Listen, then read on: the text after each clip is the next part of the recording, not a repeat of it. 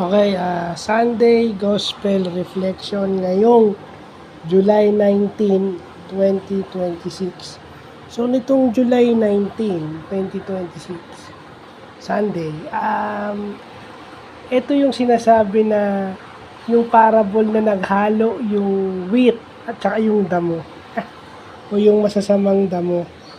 So, anong gagawin? No? Hindi agad binunot o hindi agad inalis ng Panginoong Diyos yung mga damo kasi baka madama yung masama.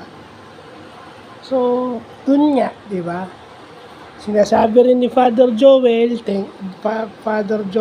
Gatus, thank you rin sa kanya, no, na, yung mga judgment. Yung, sumasagot sa magulang yan. Pag sumasagot ka ba sa magulang mo, masama ka na. Sumasagot ka sa magulang mo, may ano ka, wag ka. Sumasagot sa magulang pero nakakapagbigay ng prosthetic at saka hearing aid. Nakakapag-assist pa sa mga tao. So kung may diferensya nga ako sa utak, pagkakatiwalaan ba ako ng barangay? Di ba?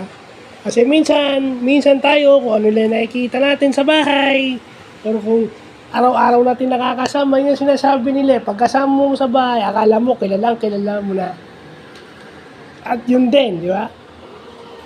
Pagkabarkada mo, kaibigan mo, akala mo, kilala mo na siya. Pero yun yung hindi natin alam sa tao, dahil may mga tao na hindi pa nadidiscover yung kanilang purpose sa buhay. Yun yung sinasabi ko na lang di ba?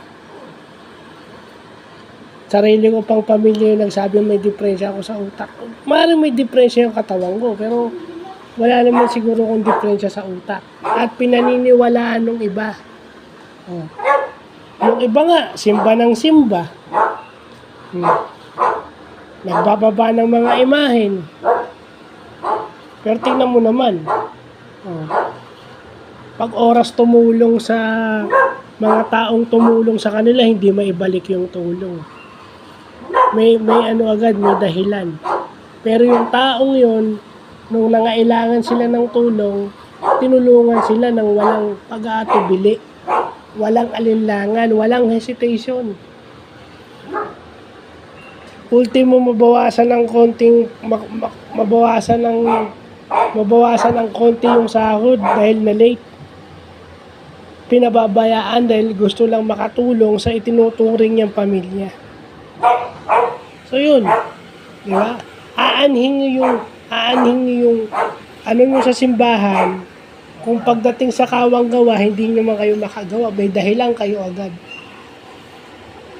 And gusto ko lang din paalala, as a PWD officer, kung walang pamilya at hindi masama ng pamilya, kung kaya, hindi sinasabing hindi kaya, pag kaya, gawin. Kasi minsan lagi niyong inaasa sa pamilya. Paano nga kung walang pamilya yon at ayaw tulungan ng pamilya? Hindi lang dahil officer kayo ng PWD, officer kayo ng senior citizen. That's a basic human that is being a human. O yung sinasabi niya humanitarian reason. So, yun lang po.